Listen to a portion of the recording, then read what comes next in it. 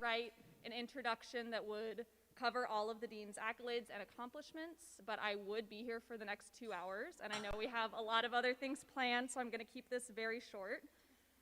Dean Videcka has been working on strategic planning and diversity, equity, and inclusion initiatives at the school since she started here in 2016.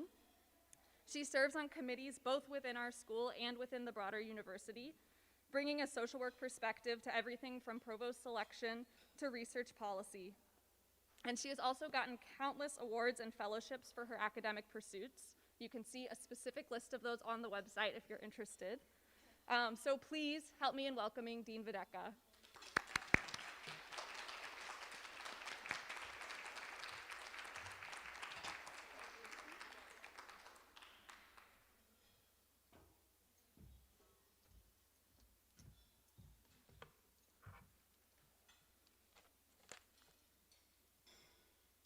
Good afternoon, everyone. I'm doing something really bold, it feels like, by taking my mask off. I want to assure everyone, for so many of us, this is our first or one of our first in-person gatherings in such a very long time. And some of us hold some trepidation. I want to assure you, we have done our best to meet every public health safety guideline today and to ensure that we can celebrate and stay safe at the same time. And that goes for the whole weekend. So I want to say I feel liberated taking the mask off only while I'm up here and while I'm not eating. I mean, I'll take it off again only when I'm eating. So we'll do everything we can to keep you safe, and we appreciate everyone's abiding by our university's public health guidelines. So I'm Lynn Videcka, the Dean of the school. Thank you, Hannah, for that beautiful introduction. And I want to say welcome to this showcase event for our Centennial celebration and homecoming weekend. I want to recognize several people that are here, but before I do that, I want to recognize that today is the official Michigan Indian Day. And that is a special day designated in our state. We often read the land acknowledgement at the beginning of ceremonial events such as this, but today instead I'm going to read you a brief section of the legislation that created Michigan Indian Day. Whereas the presence of the Anishinaabe in present-day Michigan dates back centuries, and the indigenous people and tribes of Michigan have contributed much to our state's success, history, cultural heritage, and whereas the state of Michigan is grateful to the government, grateful for the government-to-government partnership that it shares with the 12 federally recognized tribes within the Michigan border, and whereas Public Act 30 of 1974 establishes the fourth Friday in September as Michigan Indian Day, and whereas the tribes and native people within Michigan contribute significantly to regional community and economic development in our state, and the state and tribes have established various annual meetings and consultations to address some issues of common concern, and whereas we are honored to welcome the 12 federally recognized tribes located within Michigan to our state capital in Lansing for the purpose of fostering meaningful conversation and consultation and dialogue to improve upon our valued government-to-government partnerships. So let's all recognize today, the fourth Friday in September, as Michigan Indian Days, where we honor our heritage of the native people of this land. Thank you.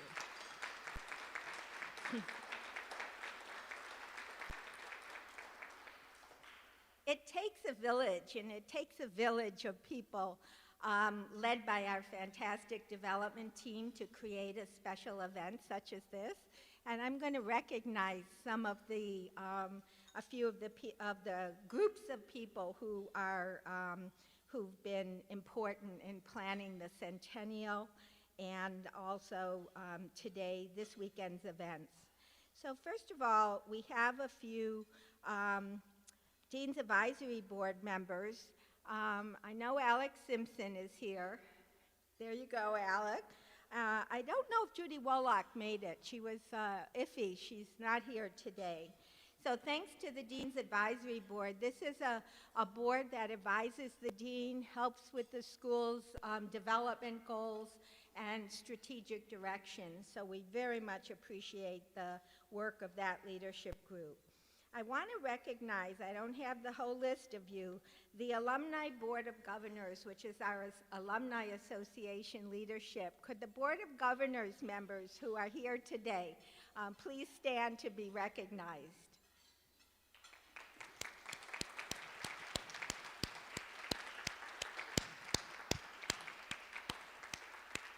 This is a super dedicated group of alumni led by Miriam Conley, who is, we're something of twin dressers today in our maize and blue. This is the group who recommended the distinguished alumni we'll be recognizing today. You'll be hearing about our social justice, our Centennial Social Justice Fund, and this group is doing fundraising for that. So I really want to thank the Board of Governors for their terrific service on behalf of the school and helping advance the school and stay connected to our alumni. I want to recognize our Centennial Distinguished Alumni. We're going to recognize them individually and later in the program, but maybe those of you who are going to receive awards today, just stand for a moment so others can see and be on the lookout for you when you come up to the podium. This is an amazing, inspirational group.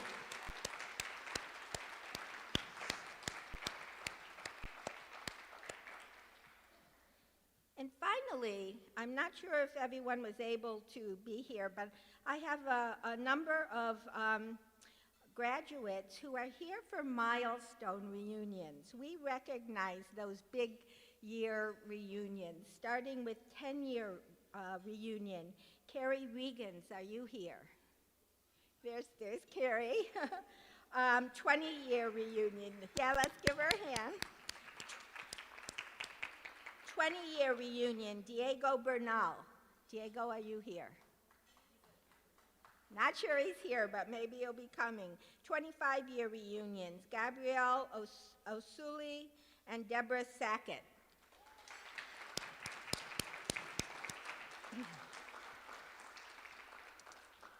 There's more, 30-year reunions, Carolyn Growie and Janice McGlone.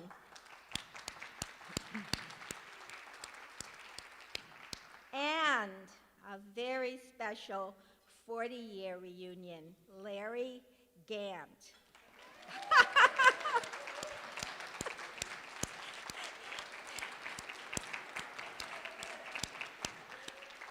Professor Gant is, of course, on the faculty, and I'm guessing he didn't know I was going to out him.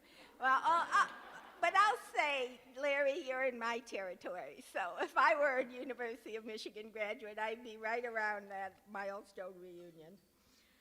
So I hope you're going to have a wonderful time as we kick off our Centennial Homecoming and Reunion weekend. We've got a nice full schedule, and I'll mention some key events, but later in the program. And I'm going to be back up here in a short while to, for the heart of our program, which is to recognize our distinguished alumni. But right now, we have a few faculty members who are going to tell you a little bit about some of the special events that are coming up, not necessarily this weekend, but for the Centennial.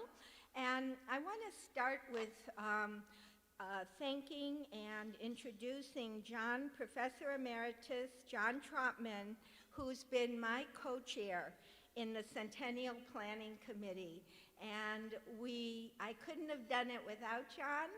that is, lead the committee's brain work for designing the year. And we wouldn't have had nearly as many inspirational events because those of you who know John know he's a reservoir of creative ideas and new thinking. So with no further ado, let me introduce John Trotman.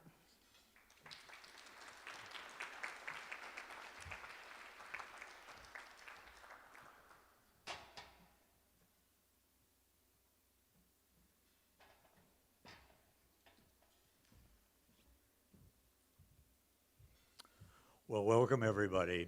It's nice to be in a group again. Like the dean, I am not in a lot of groups, so this is very special. We do have a lot of alumni here, so let me just say that for those students of mine and others who have lingering incompletes, we've been able to take care of them sort of sotto voce. So you don't have to come up and ask me about them. It's all taken care of. What I'd like to do is sort of give a little bit of a history lesson just to put our school in context, because we've been a leadership school for many, many, many years. And just to go back and give a couple of examples, we have Wilbur Cohen, who brought us Medicare and Medicaid. He was on our faculty. Howard Brabson, who founded the National Association of Black Social Workers with others. We have Ruth Dunkel, who is president of SWIR. We have Luke Schaefer, who is head of poverty solutions and works with the Ford School on that. And we have Sharon Parrott, who's the new CEO of the Center for Policy and Budget Priorities. These are impactful people, and there are many, many others. Some of them you'll meet in a little bit. We have a pretty big footprint, and it's going to be a challenge for us to continue to develop that footprint. And our Centennial is sort of designed as a way to kick off the next phase of growth. We have 3 initiatives. One is social justice, and we will be funding a social justice fund that has awards for students, faculty, and also an innovation prize for a particularly innovative project that might be proposed by students and faculty. We have a sort of the past, present, and future as a sort of motto for us, and it involves maintaining our position of excellence through innovation and invention. People have come to the School of Social Work here over the years because they can get stuff they can't get elsewhere. And we pioneered in that, and we need to continue. And as Marshall Goldsmith says in his book, what got you here won't get you there, sort of lays out our challenge. We're here, and staying here may require a lot of different things rather than same old, same old. Some of the programs that we're going to innovate, you'll hear a little bit about this from Rogerio in a minute. We've initiated a program on social work in the arts. We have a world-class art museum here in the building, but we haven't really used it pedagogically. So we're working to work that into our curriculum. We're going to enhance the building decor. So for those of you who have a chance to actually walk up the hallway, the stairs right in the front as you come into the building to the left, you'll see that we've redesigned it and have some very colorful geometric designs to make it, look a little less plain than just walking up a white hallway. And we have other things in mind as well. The Centennial Year update has quite a few things that we want to do. We have done some of them. We started with our cantata in January and got that as a sort of kickoff. That connected us to the 90th anniversary for which it was written. And it was a wonderful program. We had Spike Lee and Terrence Blanchard. As I mentioned last evening, Spike did invite us to look toward Ohio State for some audio, but it seems to be working pretty well right now, and he got past that. We have had Sharon Parrott speak, we've had William Darity and Kristen Mullen speak, and looking forward, we have a three-part mental health intervention series featuring social work faculty. The 4A Memorial Lecture Series is coming up. A Youth Empowerment and Community Change Symposium is coming up. A lecture called On Money and the Financing of Racial Injustice is coming up. And the Winkleman Lecture on Aging is coming up. It's an exciting time. So welcome again. Thank you for coming.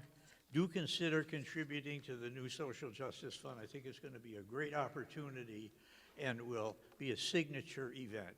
And now we're going to share with you our sort of video that tries to capture some of these initiatives. Thank you very much.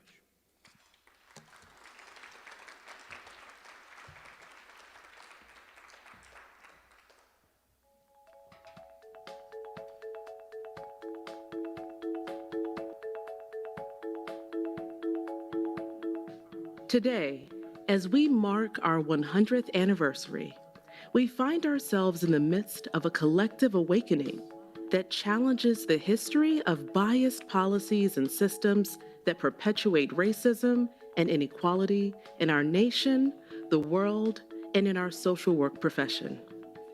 And so, as the leading school of social work, we have a responsibility to rise as a leader to dismantle systemic oppression and to eliminate racial, economic, and social inequities.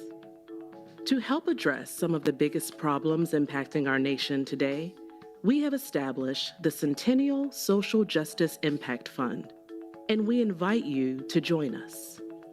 Your support of the Social Justice Impact Fund means you invest in initiatives that will keep our school at the forefront of social justice efforts as we work to find solutions to the world's most challenging problems.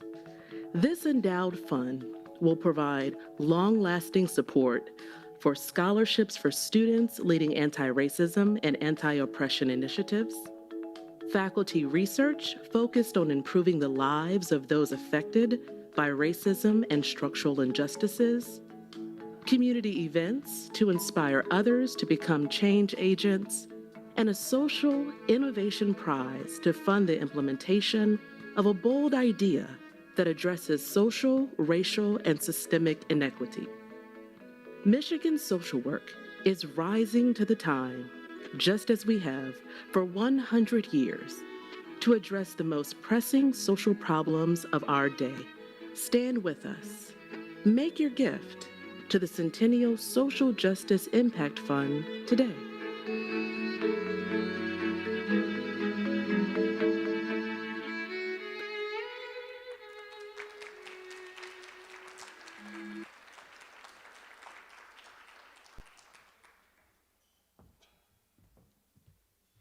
Good afternoon, everyone. I do not deserve the clapping because this was not made by me. It was made by an incredible collaboration between the alumni office and development and the marketing and communication offices of the school. And the final product was done by Nick Williams, who's taken a lot of pictures from us. And so this is an incredible thing in our very own Daphne Watkins' voice, a professor of the School of Social Work. Thank you for being here. I'm supposed to talk to you about the arts and social work. I could be here for like a week to talk about all of that, but I only have a few moments. Here's what I'm gonna say to you. I've been teaching social work students for a long time now, at least 20 years. And one thing that I have heard over and over again over the years, and it is something that was very true for me as well, is that a lot of us come to social work school for self-healing, to find creative ways to find a place for ourselves in the world so that we can help other people find their own place. And for my entire career, and many of my students have found that that self-healing came through the arts. By engaging with the arts, by watching something, by playing an instrument, by singing, or by creating their own art. And I'm including here the performing arts, which is my most favorite.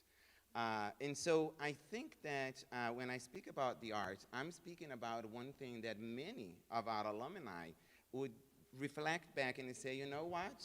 There was some time in my career where art became very important to me. And a lot of us in the School of Social Work, a lot of our professors have been using the arts in their classrooms. We do have a museum quality collection of incredible paintings and many others in sculptures and photographs, and I'm sure some of you will be seeing that because I believe there will be a tour of the collection. So I absolutely invite you to do that, and our most fabulous Larry Gant will be the one taking you through the collection if I'm... So Larry Gant, who's been here now, we know for a long time, you know, as Dean Videka made sure that we all know, it has been someone who has pioneered the idea of using the arts in our classrooms, in our corridors, to brighten up our days. And one thing that we have also learned from research is that the arts not only can be a source of self-healing and pleasure, but they can also inspire people to do all kinds of things. They can be inspiring in terms of self-awareness and getting people to act upon some of the things that social workers love and have dear to their hearts, such as advocating for, you know, the prevention of childhood accidents, the prevention of poverty, the prevention of child abuse, molestation, and many other things. And it is thinking about many of those things in my own self-healing process and journey that I have created a product that will be shown here in this space next week. I am performing The Realm of the Dead, which is an installation performance that includes many pieces of a play that I had done many years ago, which was performed by me in New York City and then later on in South Africa. So The Realm of the Dead is not the play. The Realm of the Dead is a whole new thing that is freely adapted from the play and includes a fairly large collection of pieces of sculptures. And so I'm going to be showing you the video that I, to invite you to be a part of it. The installation stays on this space for 2 weeks after my performance next week. And so I think I didn't introduce myself because the video will. But anyway, I'm Rogerio Pinto, and I'm the Associate Dean for Research of the school, and I'm a professor here as well. And the person you're going to see in a moment in the video. So thank you so much for being here, and I hope to have you participate in the Realm of the Dead next week and for the 2 first weeks of October. Thank you so much.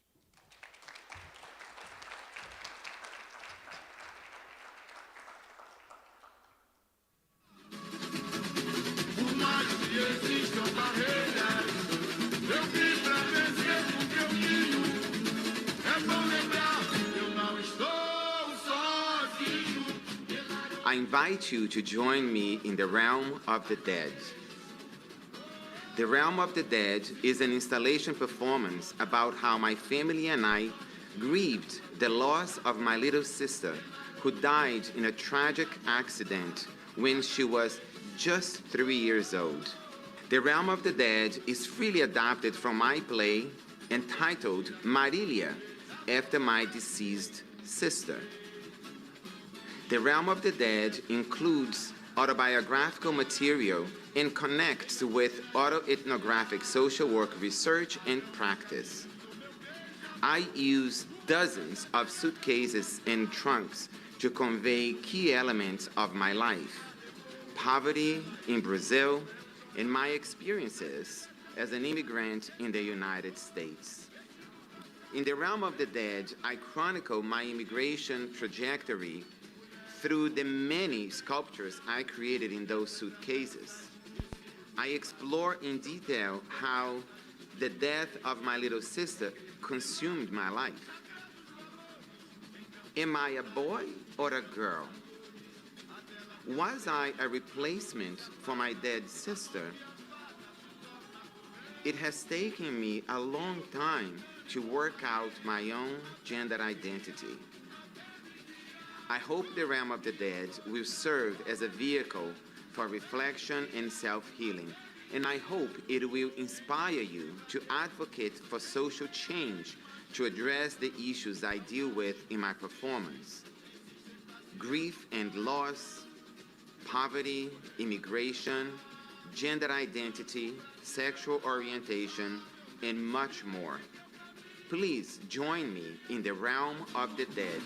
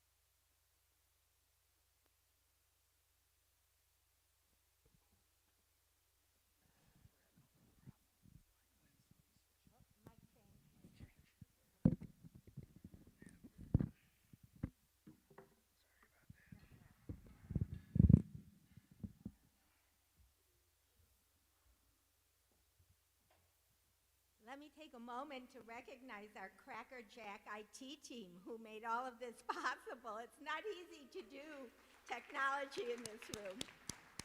Thanks, Tom. So thank you, John, Rogerio, and Rich, for your words, and especially for your excellent work that really making our centennial the great celebration it is.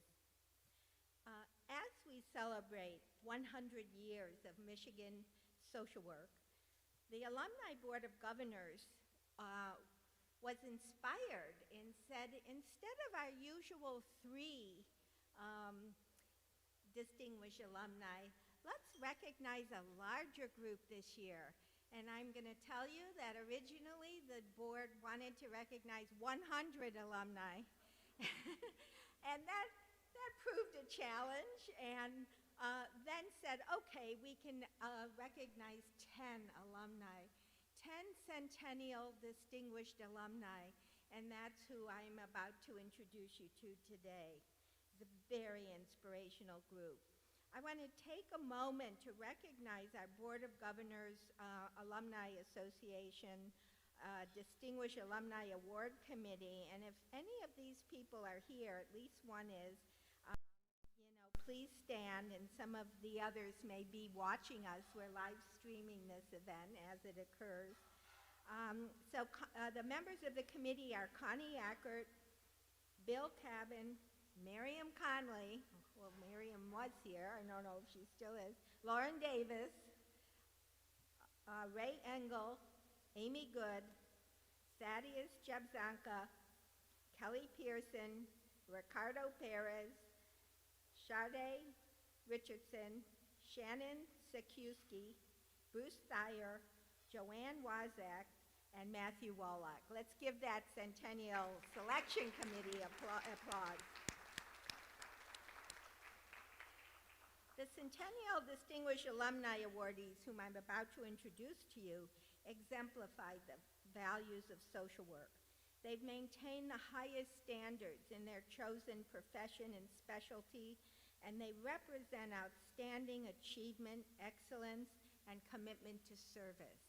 Collectively, they beautifully demonstrate and they have lived the mission of the school and what we hope to achieve by our work.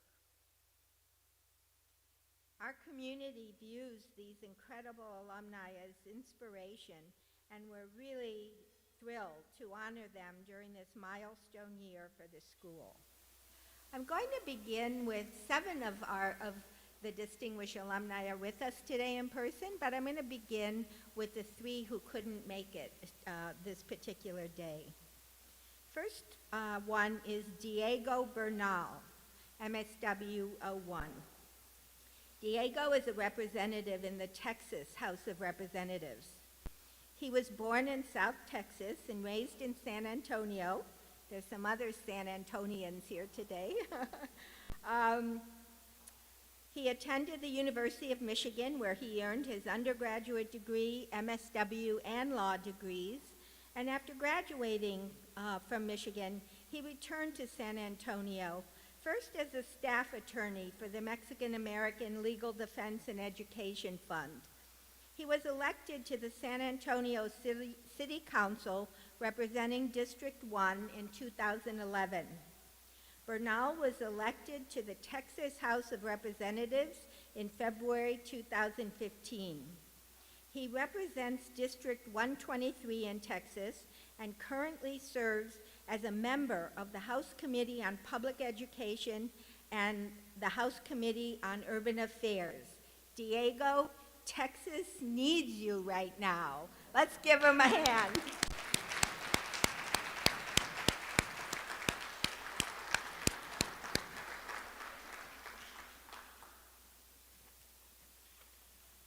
Our second alumna to be recognized is Sharon Parrott, MSW 92. As John Trotman mentioned, Sharon was here earlier this spring. Well, she was here virtually.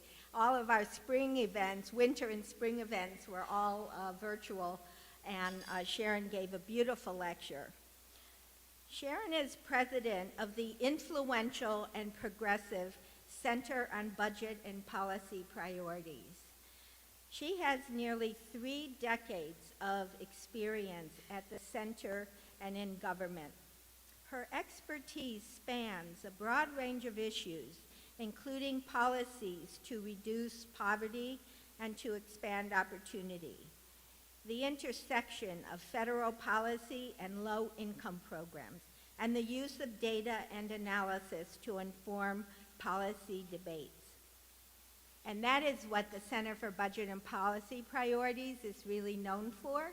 And in case you're not familiar with the organization, Sharon is now the only second chief executive of that entity. Bob Greenstein, a legend in himself, has been the longtime executive director, and Sharon's the first woman and the second CEO of that organization. Sharon's also held senior leadership positions at the Office of Management and Budget and in the Department of Health and Human Services. In addition to her MSW, she received a BA in economics from the University of Michigan.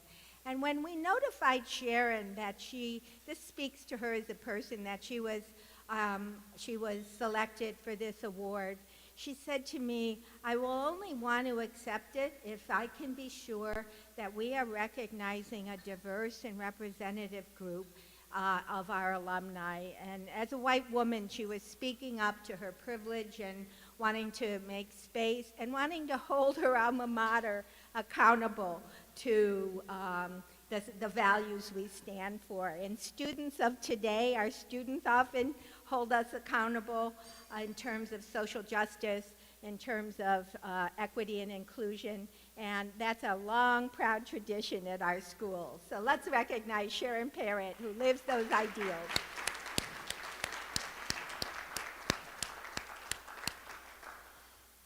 The third alumnus I'll recognize, and I do believe he's tuning in from Israel as we speak, is Abraham Avi Sagi Schwartz, MSW 1975 and PhD 1976.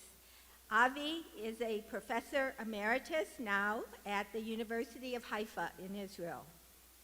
Sagi Schwartz earned his BA in social work from the Hebrew University in Jerusalem, and at the University of Michigan received his MSW, a master's degree in psychology, and a PhD in the joint program in social work and social science and developmental psychology. He returned to Israel, and he's well known for his work in developmental psychology. He served as professor of social work, psychology, and child development at the University of Haifa, where he founded and directed the Center for the Study of Child Development until his retirement. As part of his service at the University of Haifa, he was also Dean of the Graduate School and Dean of the Faculty of Social Sciences. Avi serves as an inspiration to all of us who have dedicated our careers to scholarship and to higher education leadership in the field of social work. Let's give Avi our recognition.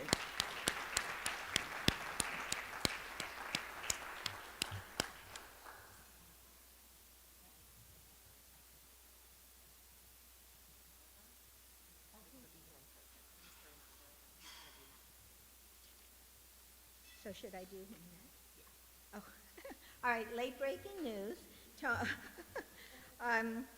Our alumnus, it's 4 people who couldn't be here today. I'm sorry about that. The script didn't keep up with the reality. And Tony Salazar, who came to Ann Arbor in last fall to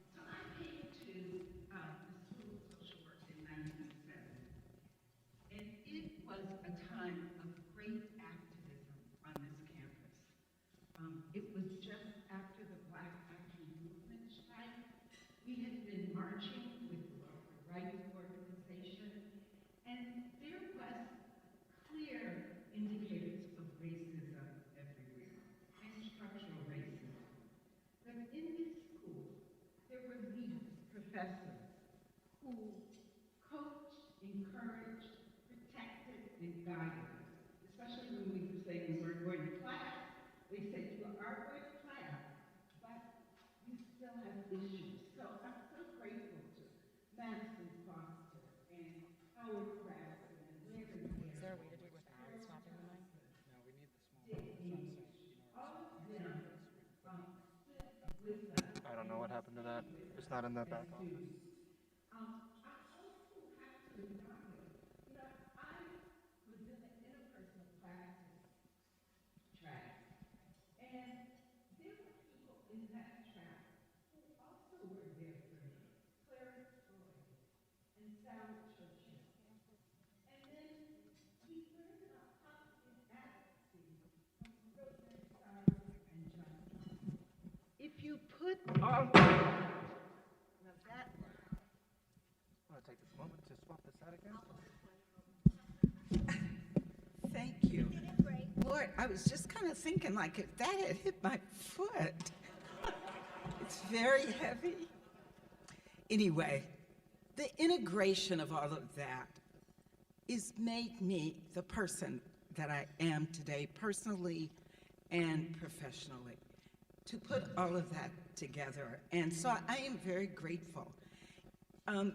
This summer, I realized that the racial reckoning brought lots of young people into the streets marching for social justice. They have a very loud voice, stronger than ours, but still really talking about issues.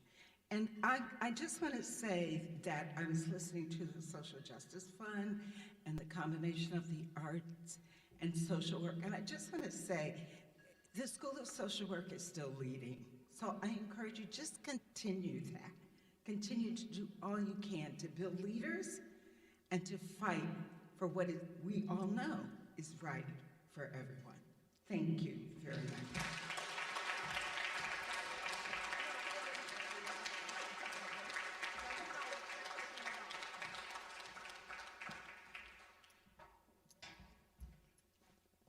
Thank you very much, Carol. Next, I would like to recognize Arturo Rodriguez III, MSW 1973. Please join me at the podium, Arturo.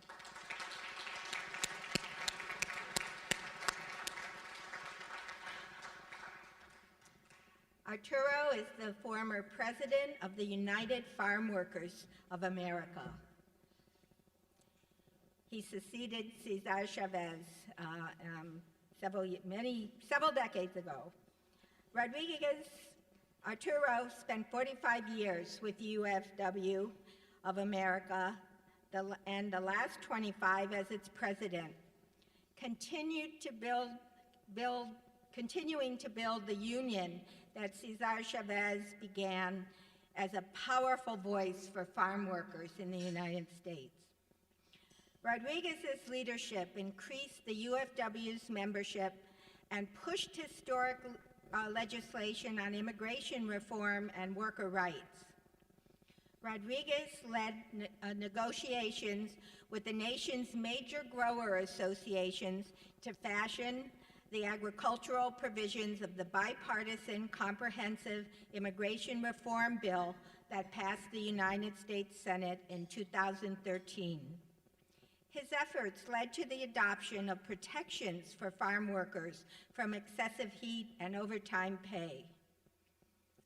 And overtime pay as a plus, not prevention of overtime pay, getting overtime pay.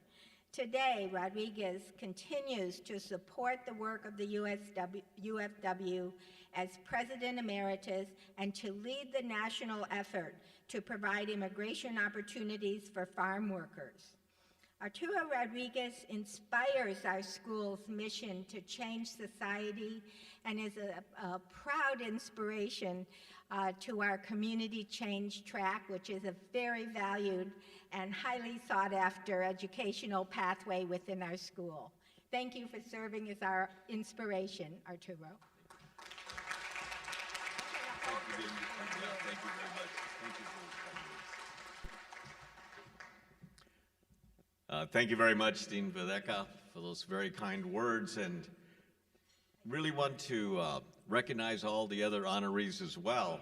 It's pretty humbling to think about the 100th anniversary and to be part of a group of folks that have really been made the impacts that we have here at the University of Michigan School of Social Work and the impacts that they've made on society. You know, I want to first recognize my wife that's with me. She's really the educated one in the family because she's Dr. Sonia Rodriguez. And then along with her, my cousin, Andrea Fleming, that gave me the opportunity to come here to University of Michigan because my family said you couldn't come unless you had family here in Michigan. So we had Andrea here in Detroit, so it made it possible. And my niece, Lisa, thank you for coming. You know, it's been a real honor, first of all, to just have come here to the University of Michigan. I was the first one in our family to be able to ever go to graduate school, and still today, when I look at my extended family, I was the only one to ever go to graduate school.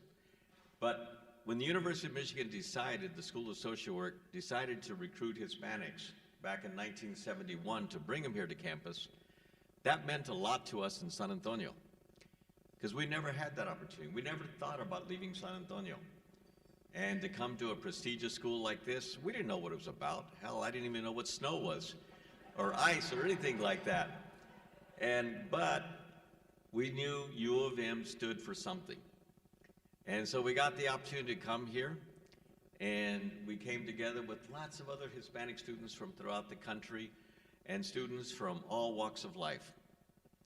And as a result, we together learned a lot, not only from our professors, but we learned a lot from the administrators that were here, but most importantly, we learned from each other and how to do things together that we would have never experienced before had we not been able to come here and been in this environment. And what Carol said was very true. What was really nice is the professors that she mentioned and others mentioned, they gave us the opportunity to do things that we probably wouldn't have done any other place. I remember one professor, Al O'Connor, says, "Hey Arturo, I see you more in front of picket lines, in front of supermarkets, than I see you in the classroom sometimes." I said, "Well, professor, you know, I'm only here because you taught me to be there and showed me the way." And so, but they taught us about building coalitions and about building power and about disruption and about really bringing about structural change within the campus and within the university, as well as within the communities. And it was here that we had the opportunity to bring Cesar Chavez to campus back then. And that was a big thing, because he had never come to a campus like this. And certainly a lot of the students had never gotten an opportunity to meet someone like him, a leader of a movement that was taking place and very historic during that particular period of time in our history. And so as a result, we got tremendous support here from the campus and the student body. And it taught all of us that we can do things that we never thought were possible before. And so our saying within the United Farm Workers has always been, "Si se puede," it can be done. Well, I got my Si se puede first training right here, that we could do things that people thought couldn't be done. And so I'm very, very grateful for the opportunity that I had, the experiences I had. I'm glad I left San Antonio to come here, because it showed me and gave me the opportunity to see what I wanted to do for the rest of my life, and that was to work on behalf and fight on behalf of farm workers in our nation, the women and men that make sure that we have food on our tables every day. So thank you very much again for the recognition and the honor, and we look forward to continue to support the School of Social Work in any way we can, because of the impact that it can really have on our society. Si se puede.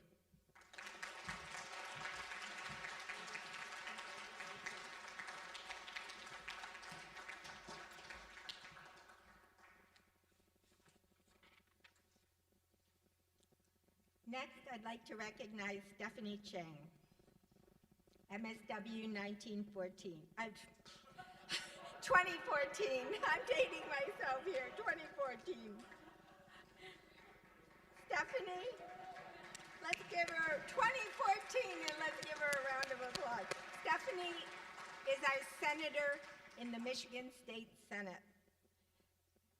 Stephanie Chang is the first Asian American woman to be elected to the Michigan legislature. The first.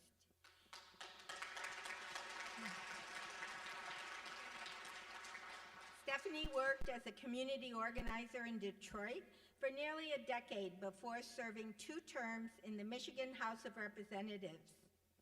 In the State House, Stephanie has led the way on air quality protection, education, criminal justice reforms, improving economic opportunities, and affordable, safe drinking water for Michigan.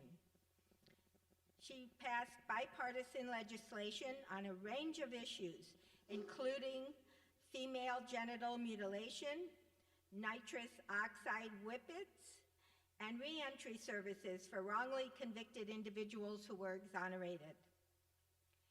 Stephanie Chang is co-founder and past president of Asian and Pacific Islander American Vote Michigan, and she served as a mentor with the Detroit Asian Youth Project.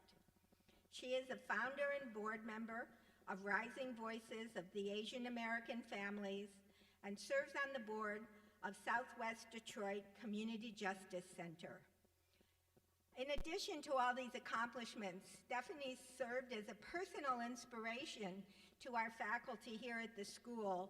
And as we revised our curriculum in the last few years, we now have a political social work pathway, one of the tracks of which prepares social workers to seek elected office or to serve in government at every level for the betterment of society. Thank you for giving us that inspiration, Stephanie.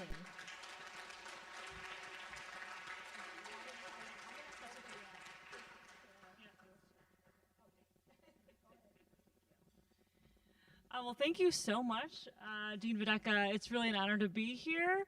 I've got to tell you, I'm having a little bit of imposter syndrome right now. Carol Goss, oh my gosh, this is like amazing. So I just, it's really an honor to receive this recognition. Congratulations to all the other amazing award recipients.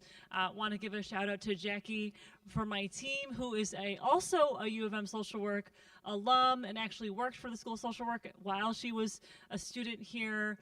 She is on my team, and I don't even know how many MSW interns we've had in my almost 7 years in office, but I wouldn't be able to do this work without the School of Social Work, so thank you so much. I'll just say briefly just how important I think it is, the work that you all are doing. I mean, I think that we are in this time right now in our country, in our world, where we need social workers, where we need social change agents like all of you. I'm starting to get teary, but, there's so many crises happening right now, whether it's the COVID crisis or our housing crisis or our behavioral health crisis right now. I mean, the fact that there's still so many without access to clean drinking water. We've got so many things to tackle, and I firmly believe that social workers play such an enormous role in helping to solve these problems. So just thank you, really honestly, for all of the work that so many of you do every day. It's just an honor. So I'm truly humbled. Like, seriously, Carol Goss, our joker, like, this is just amazing. So I'm just grateful for all of the support that the School Social Work has provided to me in my office. We're going to continue to just work really hard, and we've got a long journey ahead. In hearing some of the reflections about what was going on campus in the 70s when some of you were here, I also think about when I was on campus as an undergrad, actually in 2001 to 2005. I remember entering campus as an undergrad. 9/11 happened, and also the Supreme Court cases around affirmative action were happening. So like some of you, being here on campus, especially as an undergrad, but continuation on, as a grad student, I really actually saw my time here as sort of like my training ground for becoming an organizer, or we're organizing around issues affecting students of color on campus. And then I see sort of grad school as the time that really prepared me to be a public servant. So just thank you. Thank you so much.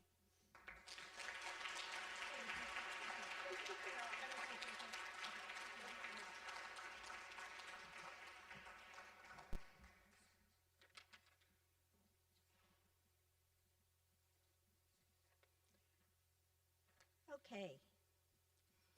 Next, we'll recognize Stacy Sanders, MSW 2007. Stacy.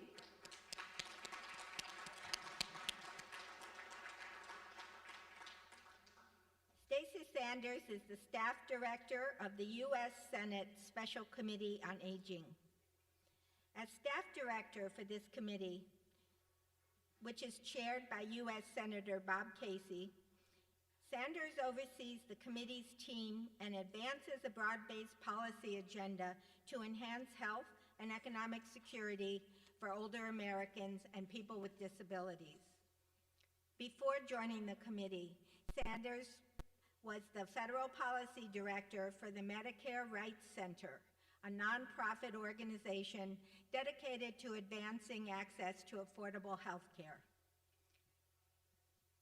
Sanders led the organization's federal policy analysis, regulatory and legislative analysis, and coalition building efforts.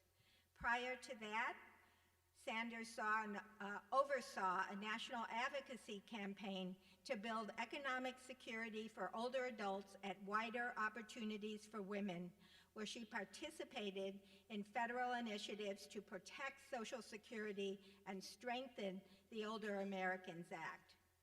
Stacy, thank you so much for your advocacy leadership and on behalf of health equity and for older Americans and Americans managing disabilities. Thank you for your inspiration.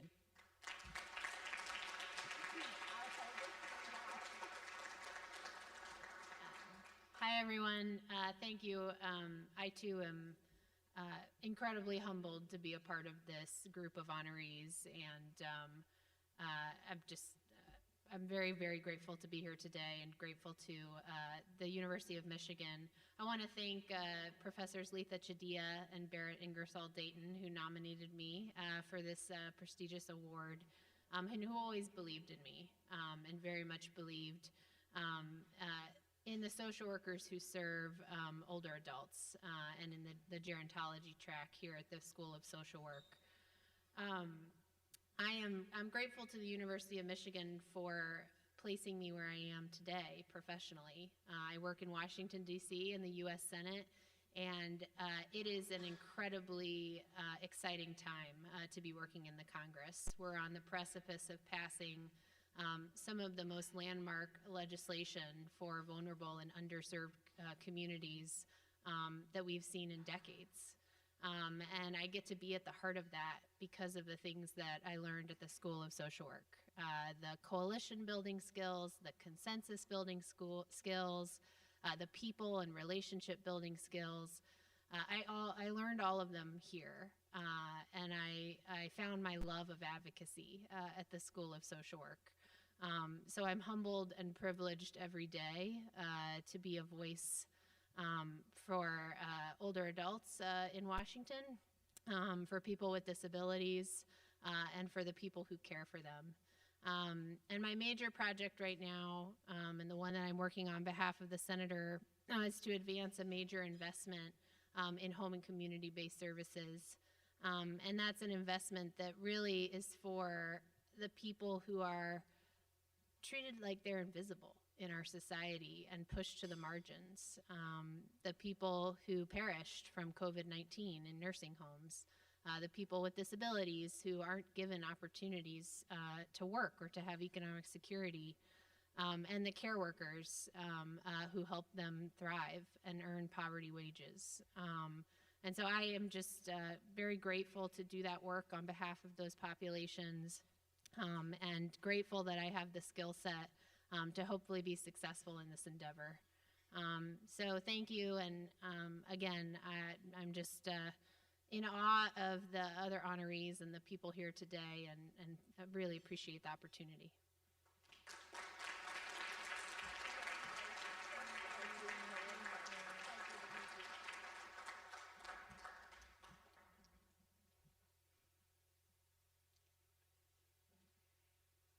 And now I'm pleased to recognize Jason Smith, MSW 2010.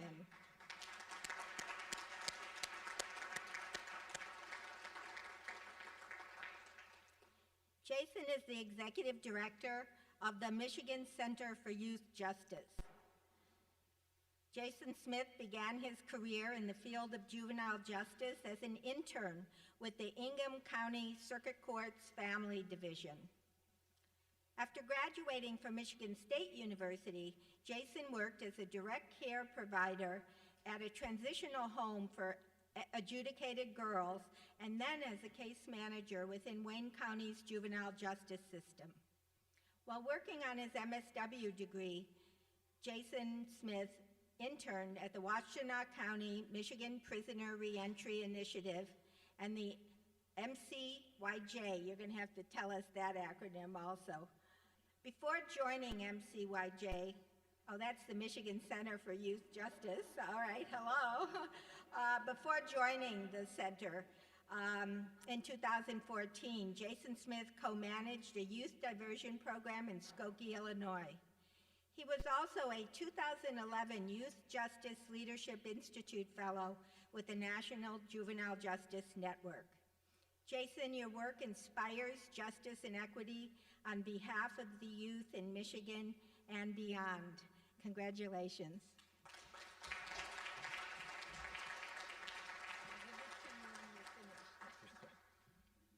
Thank you to the Dean and everyone at the School of Social Work. It's a tremendous honor. I'm so happy to see so many professors who had an impact on my life. You may not remember me because you have so many students, but I remember some of the lessons that you shared with me, and I've carried it with me.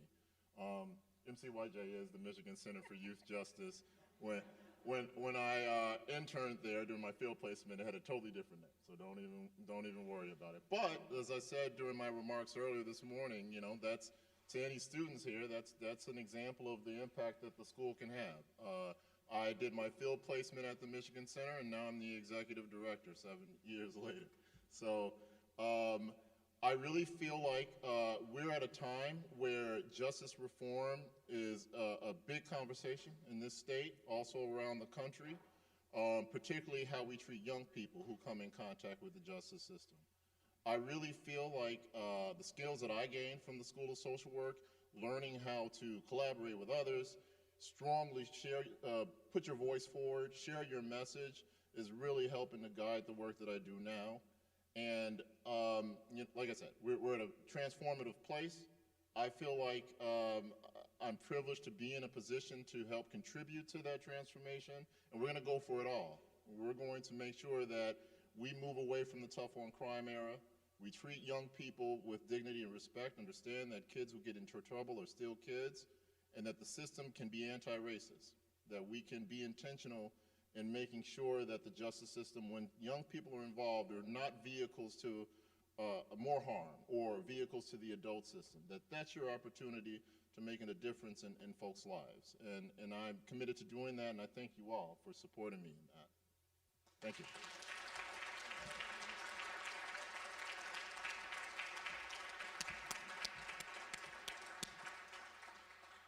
That concludes our awards today, and let's give a huge round of applause for this inspirational group.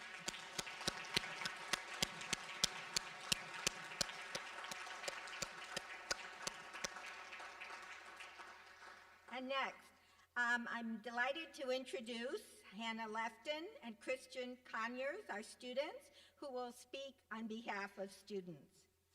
Hannah, Christian.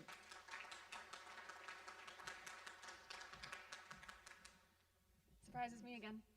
I don't know know if there is a typical path to get to social work, but if there is, I did not take it. Since I was in middle school, I've wanted to be an attorney. I really like arguing with people. Before COVID, I was a very confident public speaker. And I did law-related extracurriculars all through high school and college. So honestly, social work wasn't on my radar until I started looking into law schools.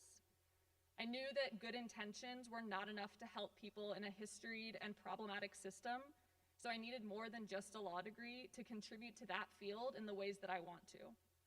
I want to practice law in a way that reforms the criminal legal system, in a way that's culturally aware, and a way that isn't actively harmful, or hopefully passively harmful. So I added my MSW, not because I want to be a social worker, but because I want to expand my knowledge about systemic change and social justice. And because of that, I didn't expect to resonate so deeply with the values of social work and with the people that I've met here. I wasn't prepared for the way that the School of Social Work has seeped into my core beliefs and changed the way that I move through the world. And even though I've only been here for about a year, I've discovered some of the greatest things about the School of Social Work. So one great and I think pretty obvious thing about the School of Social Work is the people that it attracts. My classmates inspire me. They have led student organizations, created nonprofits, gotten involved in county boards and other forms of local government, raised children, learned new languages, and researched a variety of important issues, all during a pandemic. And I guarantee that we will have even more to brag about in the future when we become future distinguished alumni. The faculty and staff here are also incredible, obviously. My professors have created open, brave learning environments in Zoom classrooms and have given me more guidance, empathy, and mentorship than I could have imagined. And the staff who normally work behind the scenes to keep the school running had to work even harder when we were fully virtual, but they clearly haven't lost their touch because they put on this beautiful event today. So thank you everyone who worked on that. Another great thing about the School of Social Work is that it's given me the lenses and language to identify problems within our society and within our school. So when students of color at our predominantly white institution are asked to hold vigils for hate crimes against their own people while they grieve, I can name that those students shouldn't have to do that emotional labor. And when someone misgenders my non-binary roommate when their pronouns are in their name on Zoom, I can name that my cisgender privilege means that I'll never know exactly how hurtful that is. And when the university and the School of Social Work don't support strikes led by student-led unions, I can name that classism and power dynamics are at play in that decision. I know that racism, classism, ableism, and other forms of oppression are a part of our school, just like they're a part of the law school, the university, and our nation. And that brings me to another great thing about the School of Social Work. It's not just giving me the language to identify these problems, it's also giving me the tools to address them. Last winter, I helped organize a protest against police brutality using skills that I learned in my community change classes. Using funding from the school's anti-racism grant, I'm working with other students to build an online toolkit for accessible event planning. And as a student representative on the student union, I'm contributing to discussions about the school's events, practices, and policies. I know that my efforts alone aren't going to single-handedly change our school, but I also know that I can contribute to meaningful change because it's happened here before. In the 100th year, talking to a room full of alumni, I have never been more aware of the way that students can lead change. I recognize that the people in this room help to shape the curriculum that I'm currently learning and the organizations that I'm currently leading. Your work to better our school is manifested every day in these classrooms. And the groundwork that you laid helped me to have an immersive and impactful educational experience despite a pandemic. And perhaps most importantly, you've taken the skills that you gained here and brought them out and changed the world for the better. I am honored and humbled to know that my work here may influence future students in the way that each of you have. So thank you.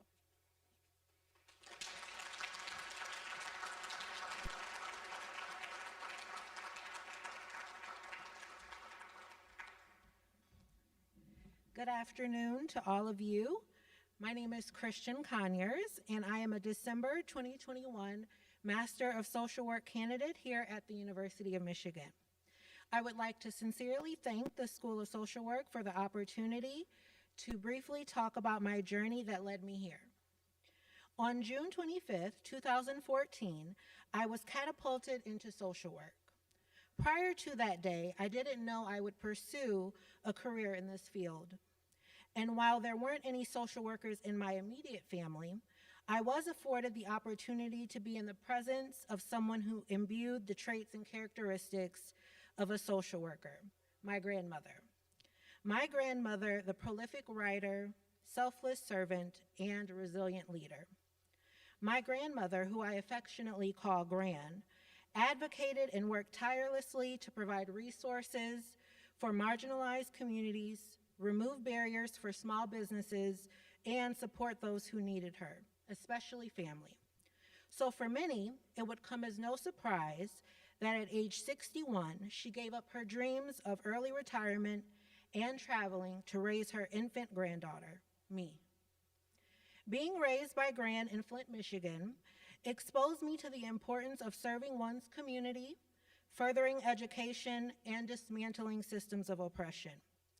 Like many grandchildren raised by grandparents, I relished Gran's attention, love, and wisdom. From stories of growing up during the era of Jim Crow in Memphis, Tennessee, to hearing about her experiences as a student on the campus of a historically Black college and university, Gran served as an inspiration. So much so that I decided to attend an HBCU, Howard University in Washington, D.C. And although I knew not to take my Howard education for granted, I greatly anticipated my summer spent with Gran. But this particular summer, the unexpected happened. On June 25th, 2014, Gran suffered from a massive stroke, one that would permanently alter her ability to communicate and walk. In the months and years to follow, we would grapple with navigating healthcare systems and advocating for improved care, especially in nursing homes. I would come to learn that Gran's experiences weren't unique. Some would argue a lack of policy reform and oversight and systemic inequities contributed to the quality of health care Gran and other older adults received. Upon the realization we weren't the only family experiencing difficulties in healthcare settings, I became impassioned to improve the lives of older adults and their families. I knew I was interested in pursuing a career that would encompass research, interpersonal practice, and policy. Social work was the perfect field to extensively learn about all three. Since admission into the University of Michigan School of Social Work, I have enjoyed a variety of courses that have emphasized the history of privilege, oppression, diversity, and social justice. And even though the format in which we learned this past year was primarily virtual, instructors, staff, and students found creative ways to interact with one another. Whether in the form of discussion posts, Zoom breakout sessions, or group presentations, I enjoyed the opportunity to virtually engage with fellow students. Furthermore, I appreciated the compassion and support shown to students by the School of Social Work as we navigated school and field during the pandemic. They have modeled to us the importance of self-care.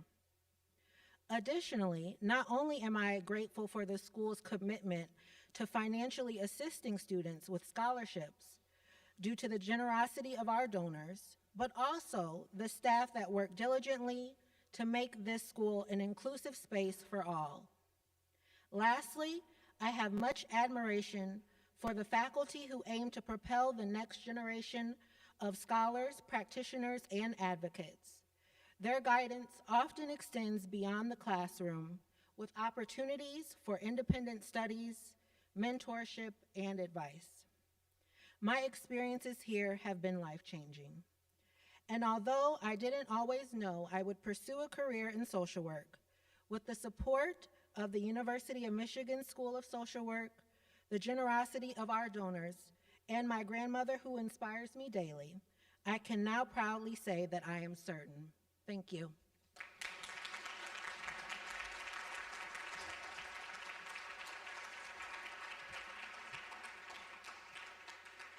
Thank you so much, Hannah and Christian. We really appreciate your heartfelt, beautiful remarks. And to all our students here today and all the students in the school, you are our distinguished alumni of the future, and we're going to look to you to carry on the proud traditions you saw with all of our recognized alumni today. So let's give our awardees and our students one more round of applause.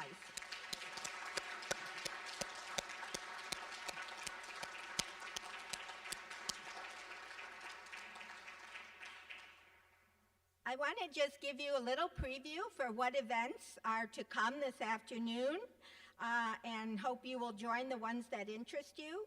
First of all, we have the Social Justice Art Tour starting at 2:15 p.m.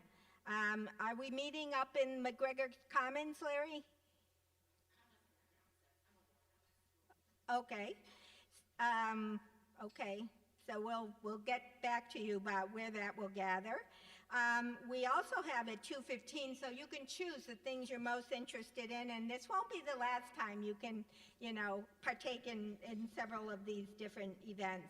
At 2:15, Professor Shana Katari is giving a faculty spotlight presentation entitled Treating with Equality, Supporting LGBTQIA2S plus individuals in healthcare settings. And that's going to be a virtual presentation. Also at 2:15, you can join Professor Rich Tolman. He mentioned in the room behind the podium to talk more about his social work history at our school and the play that he is working on. And finally, I hope we'll all be gathering back here again at 4 p.m. for our centennial birthday celebration. It's going to be a big party. It's going to be a public health safety party, but it's still going to be a party nevertheless. I hope you're going to have a wonderful day, and for those of you joining us tomorrow for the tailgate and the football game, we're going to have a lot of fun. And let's close with saying, happy birthday, Michigan Social Work. Happy Centennial.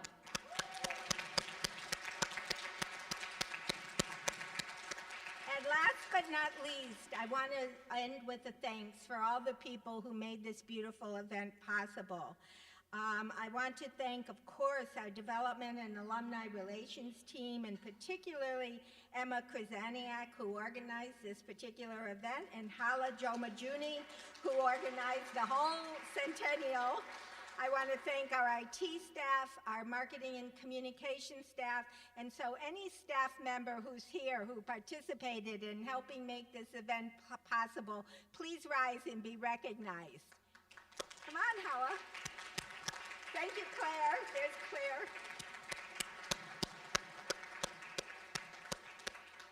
Thank you very much, and that concludes our ceremony, and I look forward to seeing you back again at 4. Thank you.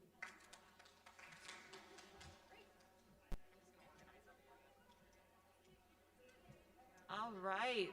So if you are participating in the art tour, you can gather in the back. If you want to participate in Shana Katari's faculty lecture, you're going to come right back here to B780. Okay? And then if I can have all the Centennial Distinguished Alumni come to the front.